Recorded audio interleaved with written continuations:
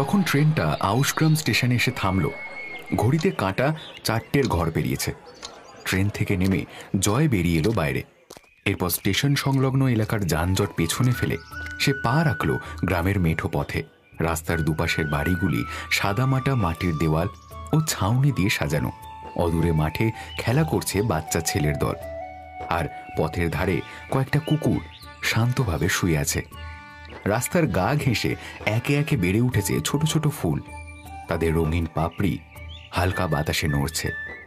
দুপাশের সবুজে ঘেরা প্রাকৃতিক সৌন্দর্য আর পাখিদের কলতান উপভোগ করতে করতে জয় এসে থামল অর্ধভগ্ন দোতলা বাড়ির সামনে।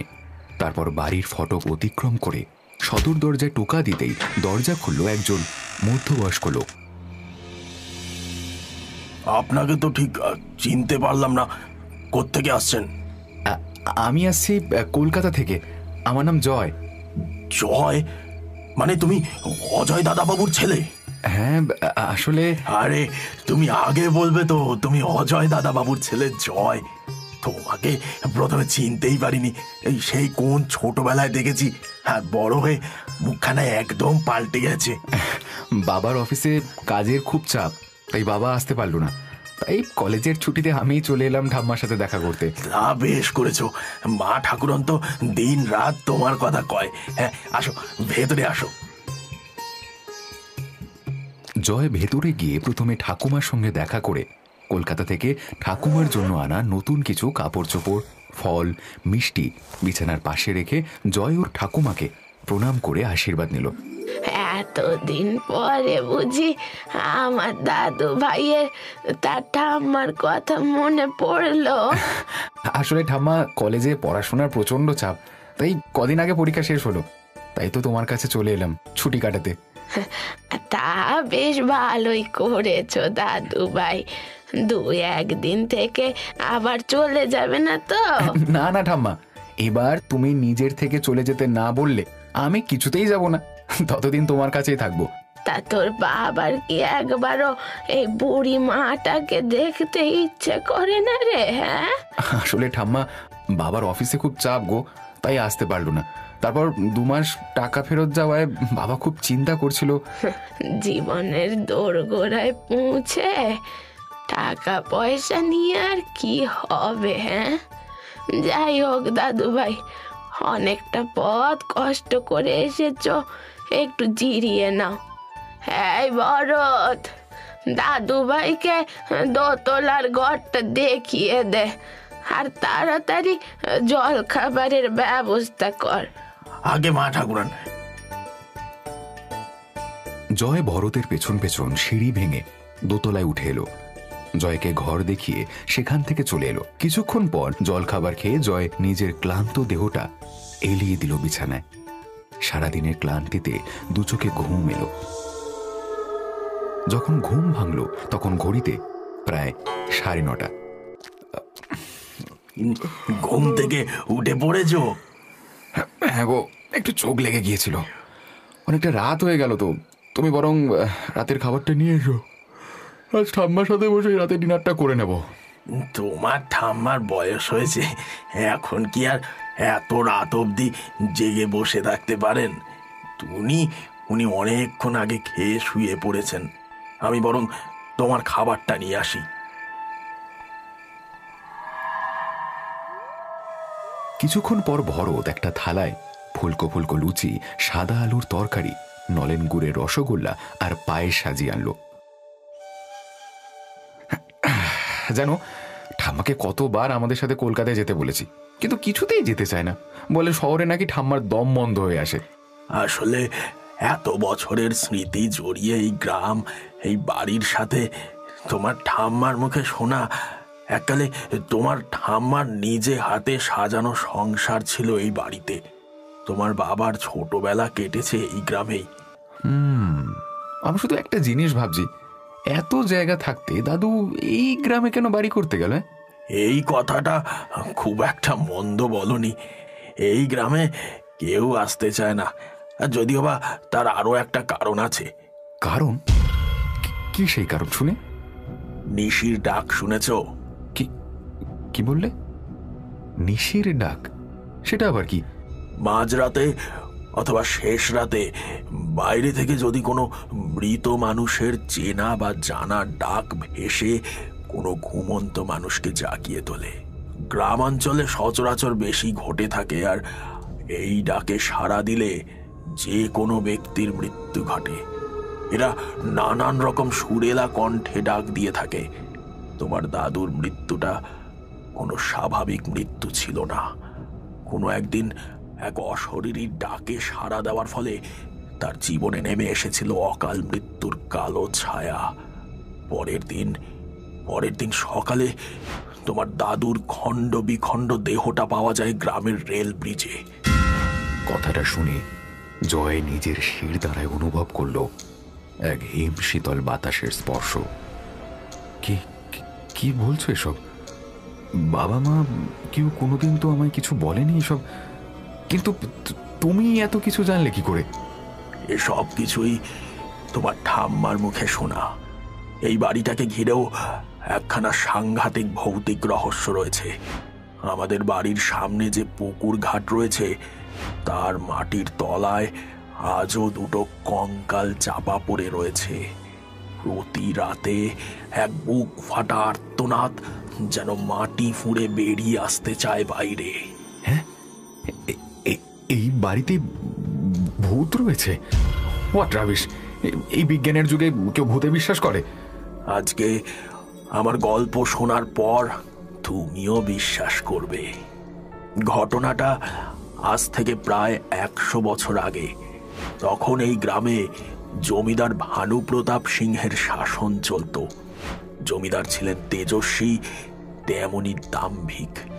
কালক্রমে জমিদার বৃদ্ধ হওয়ার সাথে সাথে জমিদারির সমস্ত দায় এসে পড়ল তার অসৎ ও অত্যাচারী পুত্র রুদ্রপ্রতাপ সিংহের হাতে।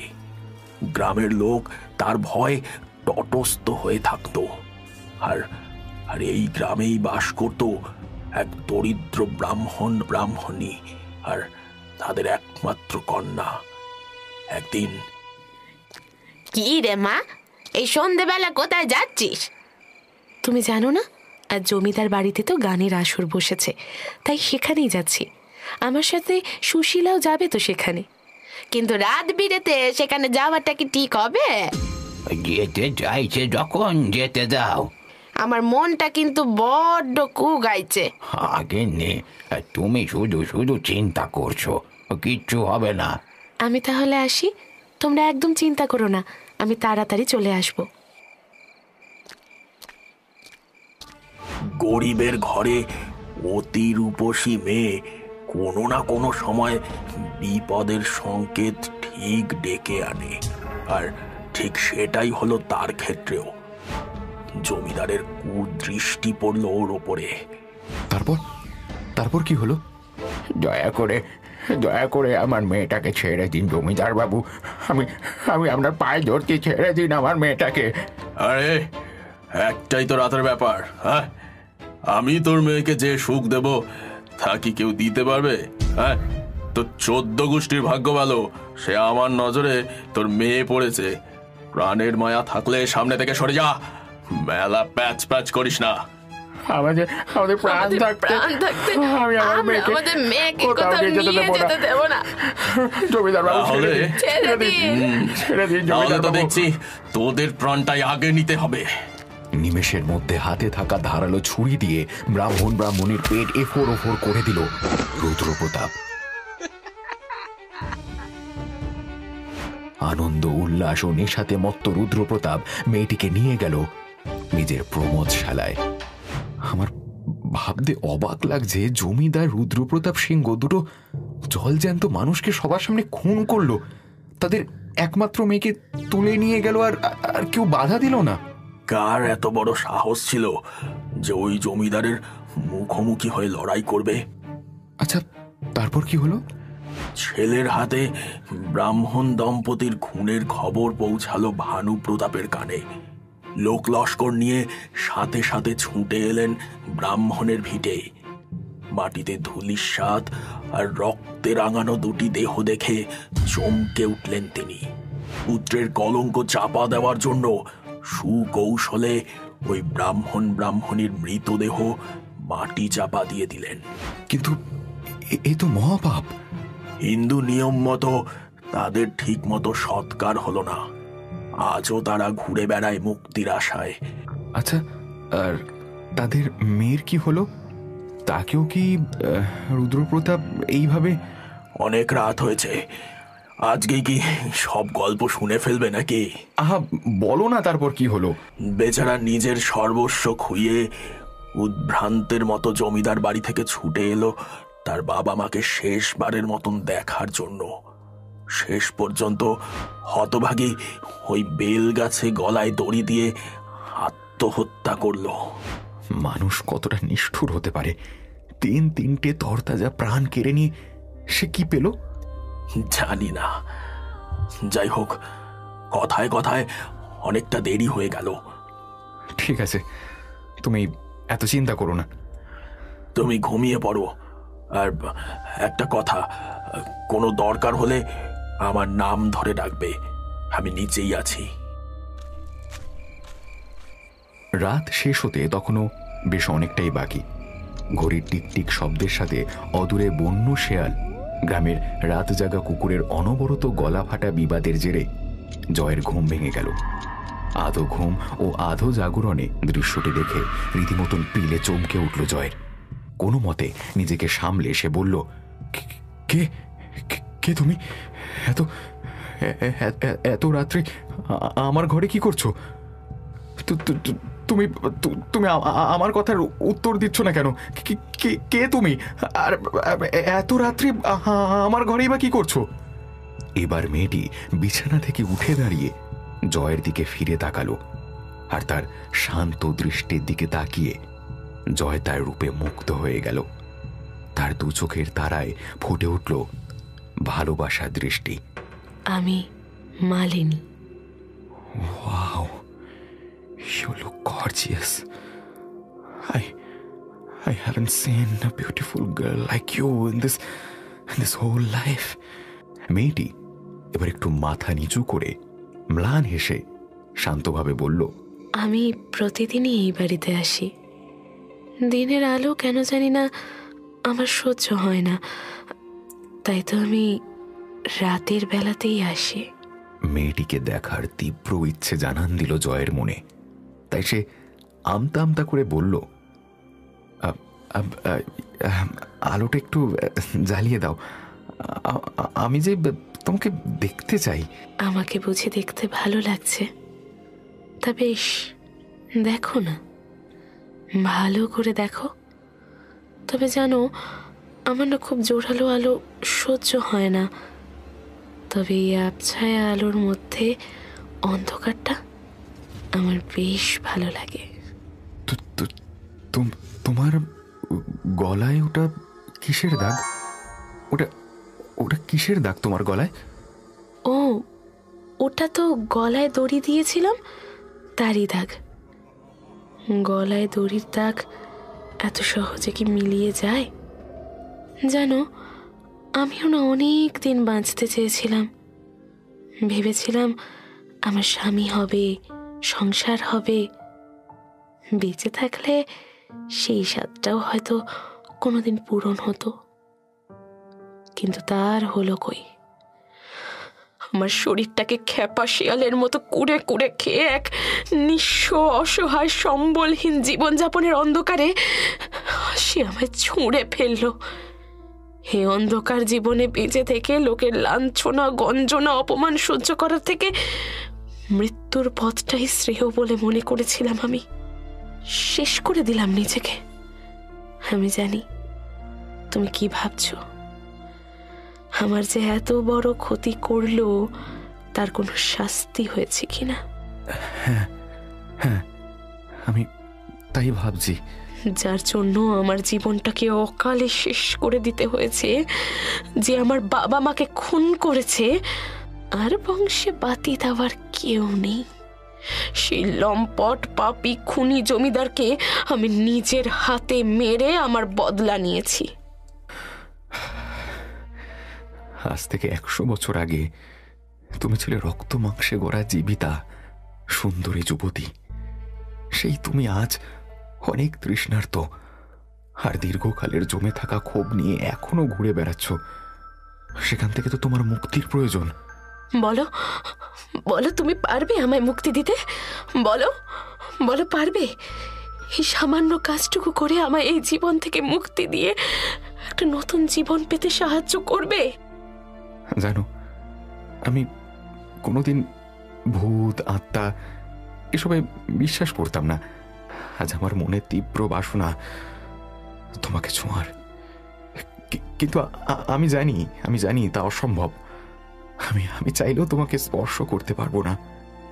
আমি অবশ্যই পারবো তোমাকে মুক্তি দিতে। সেই মুক্তির পন্থা আমাকে বলো। আমি ভাবতাম সব পুরুষ মানুষের চরিত্র ওই জমিদার রুদ্র প্রতাপের মতন একই। তুমি একটা কথা তো ঠিকই বলেছ, আজ আমরা একে অপরকে স্পর্শ করতে চাইলেও আর সেটা পারবো না। যা হবে না সেটা ভেবে নিজেকে কষ্ট দিয়ে কি লাভ বলো তো? তোমাকে চোখের সামনে ক্ষণিকের জন্য পাওয়ার আনন্দটুকু আমার মনের চিলেকোঠায় আজীবন থেকে যাবে। আমি যে তোমায় কোনোদিনও ভুলতে পারবো না মালিনী।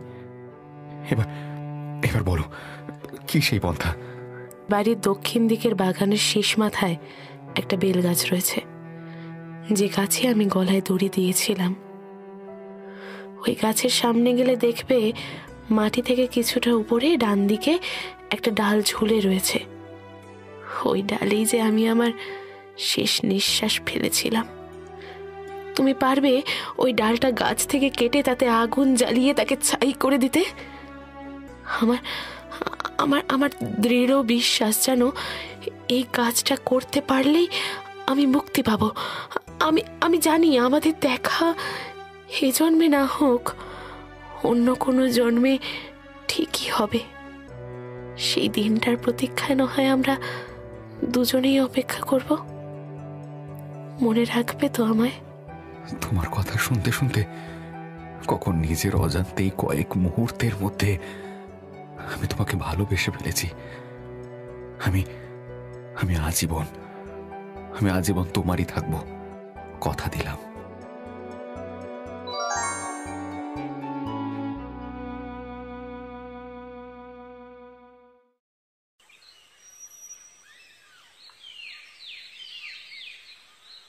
বেশ বেলাতেই জয়ের ঘুম ভাঙল। চোখ খুলে দেখল এক রাশ সূর্যের আলো বিছানায় এসে পড়েছে। গতকাল গভীর রাতের ঘটনা মনে পড়তেই জয় দেখল টেবিলের উপর পড়ে থাকা খাবার থালা, এমনকি লণ্ঠনটাও কোথাও নেই। আর একটু অপেক্ষা না করে, ভরতদা, ও ভরতদা, কোথায় তুমি? কয়েক মুহূর্ত অপেক্ষা করার পর তার প্রশ্নের উত্তর না পেয়ে জয় এক ছুটে দোতলা সিঁড়ি বেয়ে নেমে এলো নিচে ঠাকুমার ঘরে। উঁকি দিয়ে দেখল ঠাকুমা কোথাও নেই। তাহলে কাল আমার উপস্থিতির পর আমার সামনে যারা ছিল তারা কি কেউ জীবিত নয়? প্রত্যেকে কি আত্মা? এসব নানাবিধ প্রশ্ন যখন জয়ের মনে সন্দেহের বীজ বপন করতে শুরু করেছে, হঠাৎ দরজায় টোকা পড়ার শব্দ শুনে সেটা এক মুহূর্তের জন্য থেমে গেল। দরজার খিল নামাতেই অপর প্রান্তে দাঁড়িয়ে থাকা মানুষটাকে দেখে চক্ষু চড়ক গাছ হয়ে গেল জয়ের।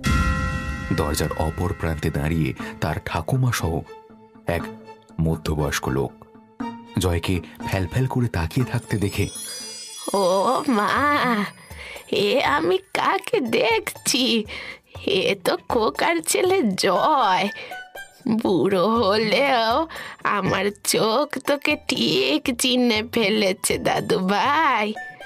তাই এলি যখন একটা খবর দিয়ে আসতে পারতিস তো। তুমি আসবে জানলে আমরা পাশের গ্রামে যাত্রা দেখতে যেতাম না। নিশ্চয়ই কাল সারা রাত্রি খুব কষ্ট পেয়েছো।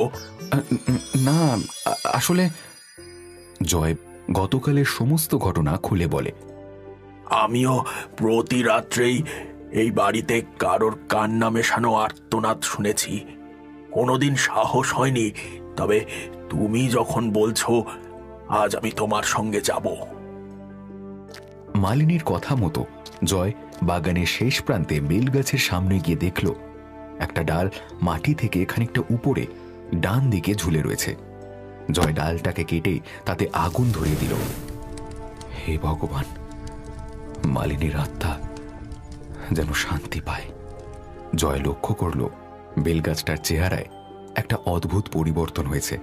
গাছের ছালগুলো আস্তে আস্তে খসে পড়তে লাগলো, আর মর্মর শব্দে গাছের মাথাটাও যেন ভেঙে পড়ল।